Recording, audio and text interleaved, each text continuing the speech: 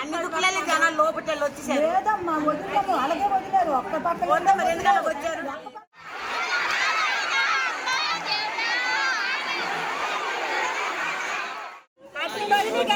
అట్లు తోసుకుని వచ్చారు. ముందుకున్నారేమో వెనక వచ్చిన పడిపోగానే మేము కింద ఉండిపోయినాము.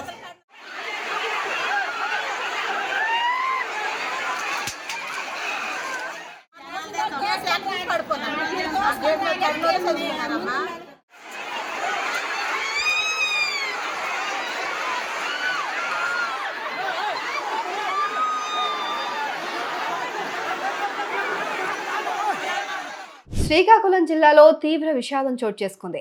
కాశీబుగ్గలోని శ్రీ విజయ వెంకటేశ్వర స్వామి ఆలయంలో శనివారం తొక్కిసలాట జరిగింది.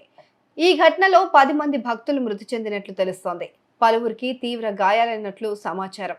మృతుల సంఖ్య పెరిగే అవకాశం కూడా కనిపిస్తోంది. మృతుల్లో మహిళలు, పిల్లలు ఉన్నారు. ఏకాదశి సందర్భంగా వెంకటేశ్వర స్వామి ఆలయానికి భక్తులు భారీగా పోటెత్తారు. ఈ నేపథ్యంలోనే తొక్కిసలాట చోటు చేసుకుంది.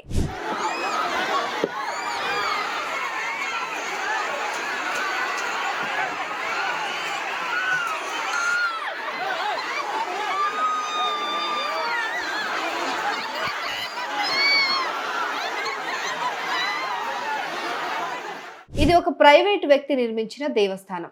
పలాసలో స్థిరపడ్డ ఒడిశా రాజకుటుంబానికి చెందిన హరిముకుంద పండా ఈ ఆలయాన్ని నిర్మించారు.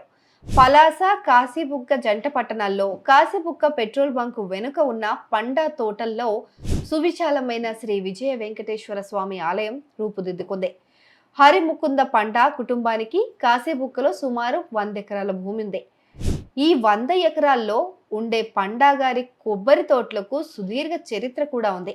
అయితే 12 ఎకరాల 40 సెంట్ల విస్తీర్ణంలో వెంకటేశ్వర స్వామి ఆలయాన్ని పండా నిర్మించారు. ఈ ఆలయాన్ని 2023 ఆగస్టులో ప్రారంభించి భక్తులకు అందుబాటులోకి తెచ్చారు.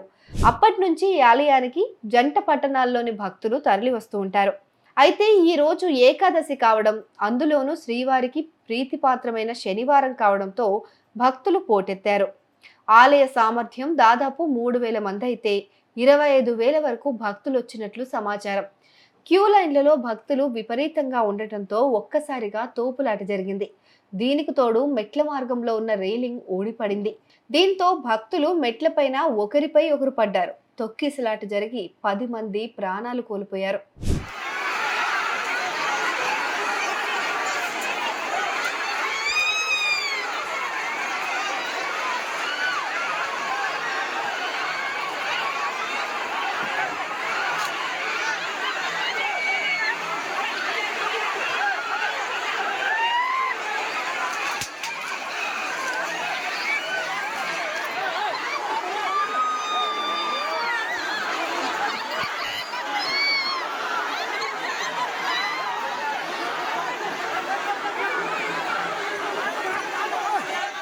విషయం తెలుసుకున్న మాజీ మంత్రి, పలాస మాజీ శాసనసభ్యుడు సీదిరి అప్పలరాజు ఘటనా స్థలానికి వెళ్లారు.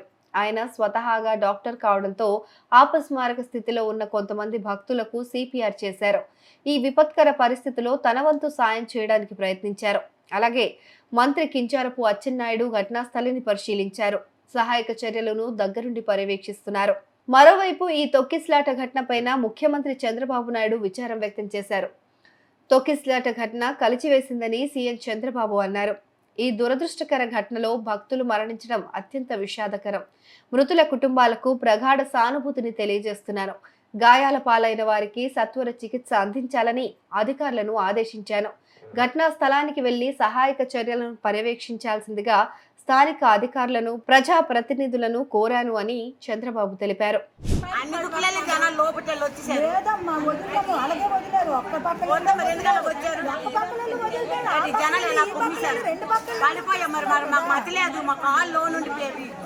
నోరు ఆడుతుంది, కాళ్ళు ఉండిపోయి ఏడుస్తున్నాము. మిషరండి పడిపోయారు, కావలేక కాళ్ళు లోపు ఉండిపోయి మేము బయటికి రాలేకపోయాం. కాళ్ళు కుమ్మిశారు. దేవుడికి మొక్కుకొని అలా ఒక మరి దేవుడు అని వచ్చాము. జనాలు చచ్చిపోయి దెబ్బలు అయిపోయి లాస్ట్కి అయిపోయింది. అట్లు తోసుకుని వచ్చారు. ముందుకున్నారేమో వెనక వచ్చిన పడిపోగానే మేము కింద ఉండిపోయినాము. ఒకరి మీద ఒకరు పడిపోయి వెళ్ళి వచ్చింది ఒక లైన్ అయిపోయింది.